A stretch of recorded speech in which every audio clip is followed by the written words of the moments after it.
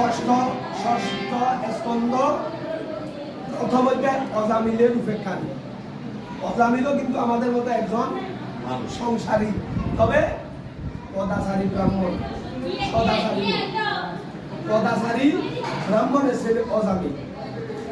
সুত গণ সম্বদিয়া যত ঋষিগণে, শুন ভাগবত বাণী যত সাধু জনে, রাজা রয়া গায় সুখ বেয়াসের কুমার, যেই মতে বলিলেন হরি কথা সার, যেই মত প্রশ্ন রাজা করেন তাহারে, উত্তরে জ্ঞানর লাভ ক্রমে দেখা যায়। পঞ্চম স্কন্ধেতে শুনি কর্ম ফলাফল, যেই কর্মে পাপ পুণ্য নরক সকল। রাজা জিজ্ঞাসেন তবে প্রভবী মুনিরে, এই কথা জিজ্ঞাসিব কহ তুমি ধীরে। শুভ জন্ম তীর্থবাস সৎসঙ্গাদি যোগে, অনুষ্ঠিত ধর্মে মুক্তি পায় মহাত্যাগে।